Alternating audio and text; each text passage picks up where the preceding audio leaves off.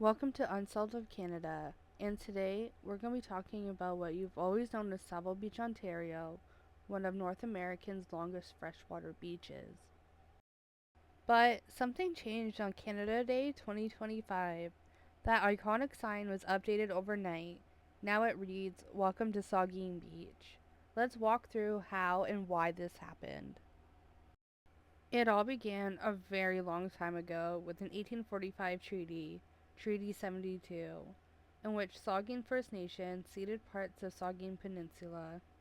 However, a flawed 1857 survey excluded 2.2-kilometer stretch of beach from the reserve, and courts battle ensued. In April of 2023, Ontario Superior Court ruled that this beach area has always belonged to Saugeen First Nations. This decision was upheld by the Court of Appeal in December 2024. In the early hours of Canada Day 2025, band members replaced the sign, even keeping the familiar font and style. It was their way of publicly reclaiming the space. But for some reason, the reaction was mixed.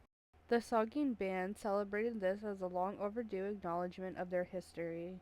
Meanwhile, the town of South Bruce Peninsula expressed surprise and disappointment, urging better future communication.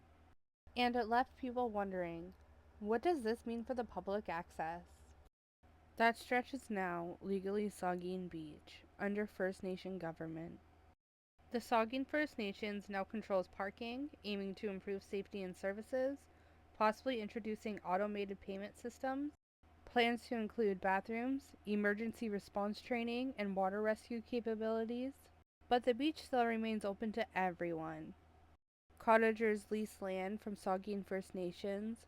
Visitors can still swim, stroll, and enjoy the beach, but they must comply with signage and new parking or facility rules. The sign changing isn't just a cosmetic change. It's a realignment of land rights, a correction of historical errors, and a step forward for Indigenous independence. But at the end of the day, this isn't just about the beach. It's about correcting history, honoring treaties, and recognizing the rights of people who were here long before Canada was even a country.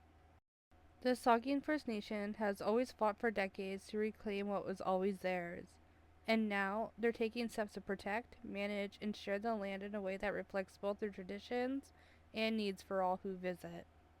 And as visitors, as settlers, and as neighbors, we have a responsibility to respect that. So, yes, the name has changed, but the beauty, the sand, the water, and now the truth are all still here. Support respectful visitation, learn the history, and let's move forward together. This is Unsolved of Canada, signing out.